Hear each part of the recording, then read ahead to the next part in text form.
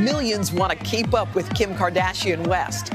On her family's hit reality series, Keeping Up with the Kardashians, Kim shares some of her most vulnerable moments with viewers, including a health scare she revealed on Sunday's season premiere.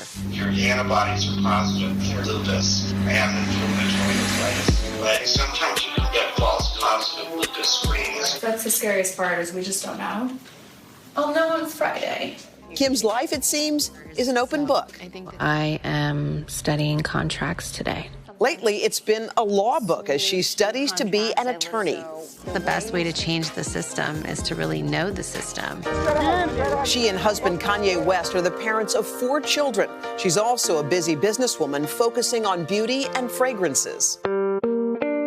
Today, she's launching her new line of shapewear called Skims. I feel like shapewear has been at least a decade or more in the making for me. People would write me all the time and be like, oh my God, you look so good after the baby. And I'm like, that is 3 pairs of shapewear. That's like not me. This shapewear makes me feel free. One of the models Kim includes in promos for her new line, Alice Marie Johnson. And by the way, Oh my gosh, Alice, you're out. Yes.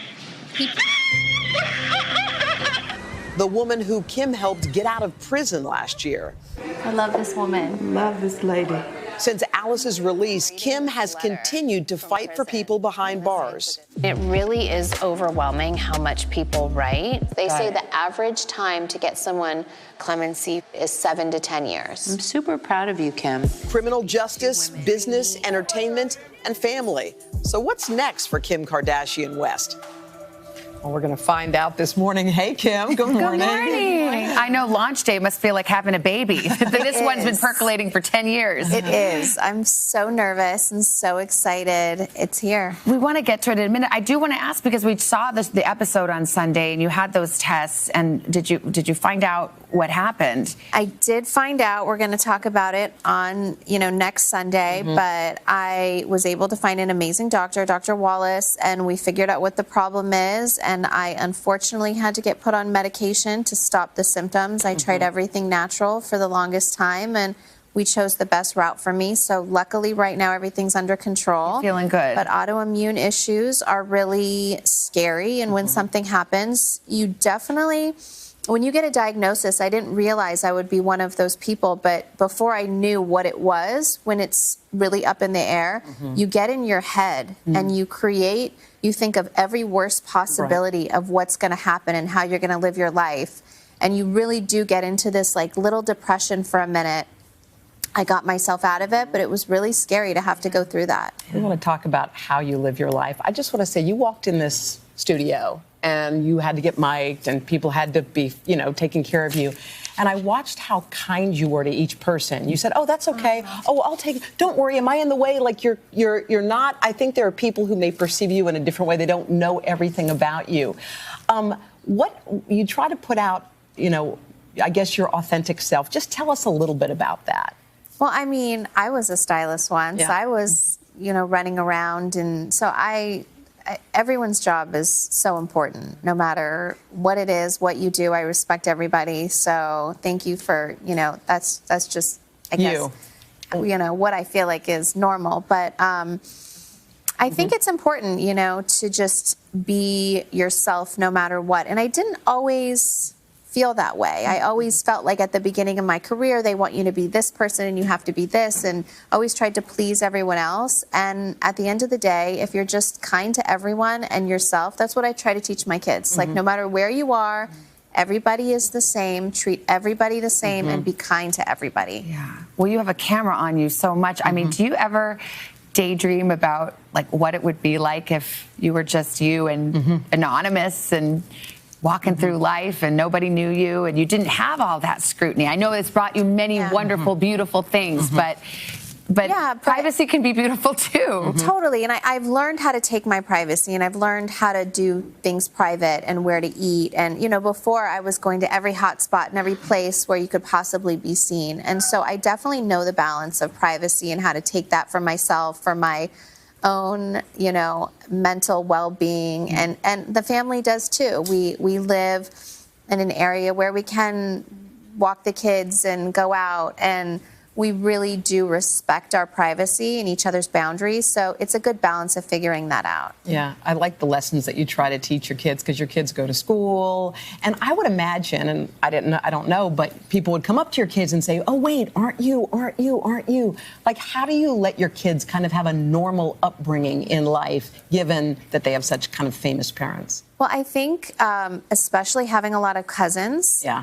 And a lot of best friends that we've had, like all of my friends' kids, we kind of all had friends at the same kids at the same time. So they have a really good group of friends, of support team. And when that does happen, you know, there are times when we're walking someplace and someone will call my daughter's name or say something, and she'll look and be like, "Mom, how do they know me? And why are they talking?" You know, and I'll really explain it to them in a really nice way, and I just get them to understand that, like, none of that matters, and just have fun and be kind. And my kids are so extremely normal under the circumstances, and that makes me really happy. It's a great accomplishment.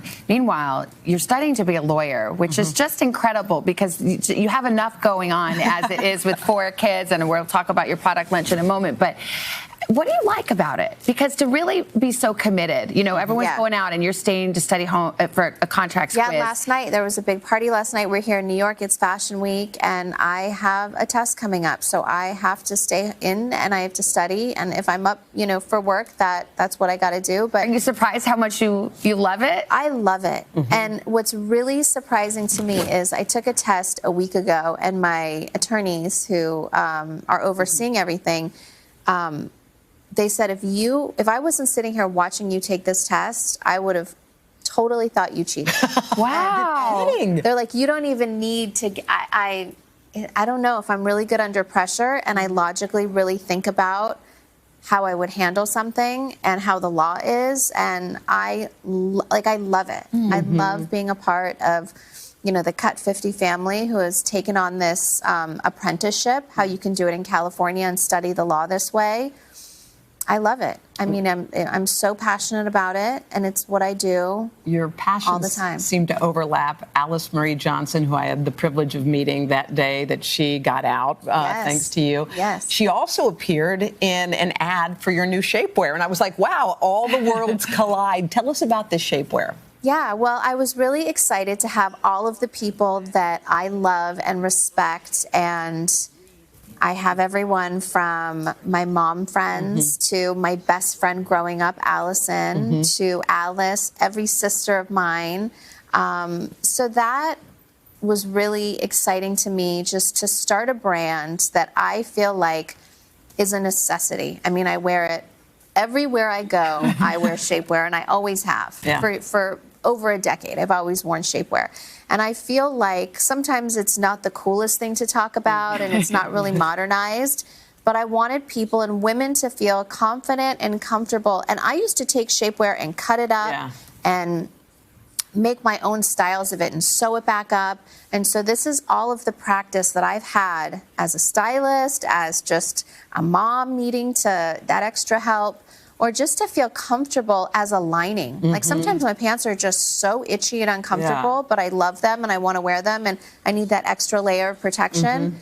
So I don't think I've ever been so excited about a project or so confident about something. Because you're like, this is one thing I know. Like, yeah, sometimes I'm like, I hope they like it. I hope they understand. Or, you know, with makeup, it's different. Everyone has a different style. I'm like, no. Everyone needs Skims. Everyone needs shapewear, and I'm really proud of it. Let's talk about the name, because you've been working on this forever. You came out with the name Kimono, which was a cute play on words, but then there was a lot of controversy over whether it had kind of inappropriately appropriated a different culture. Yes. I know that was a tough moment for you as a businesswoman, and you decided to change the name. Take me into that process, because, you know, it's one thing to have something be controversial, but then you decided, okay, I heard you, and I'm going to change, and at great expense. Tell me about that process. Yeah, so for the name Kimono, you know, for me, when I looked at the name, and the team actually presented to me that name, and I thought, oh my gosh, how cute, my name. I'm so inspired by the Japanese culture. I didn't understand that it would have been offensive. We ran it by retailers. We ran it by a bunch of people that we respected. Everyone seemed to really like the name. As soon as it came out, there was so much backlash, and I didn't respond immediately. I waited a good day to see how I felt about it and to see. I called a lot of my friends and I called a lot of people to get advice from it. And I really understood.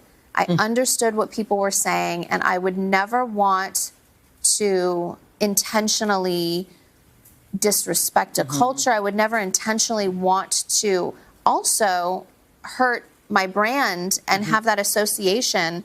And I understood. So it wasn't even a thought. Like, I was going to change the name. The problem was we had a couple million pieces of garments already packaged and branded. And I didn't want tags because I wanted it to be extremely seamless and comfortable. Everything is seamless. And so the name was printed in the garments. And so it was we figured it out, and we were able to still use the garments and not damage, not waste it.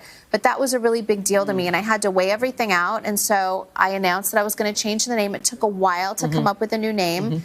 And Skims just sounded right. I was listening to tons of fan feedback, and I really wanted something that was just, I love my names in it, and I'm such a Libra, so balanced. There's like an S on each side, and it's like, I don't know. So everything happens for a reason, and I'm glad we have that behind us, and we are here on launch day. Well handled. Thank you so much, Kim. Kim. You. We really appreciate it. You're coming back in the 4th hour. We're excited. Yes. We'll see you at the 4th hour. If we wear definitely. Skims, will we look like Kim?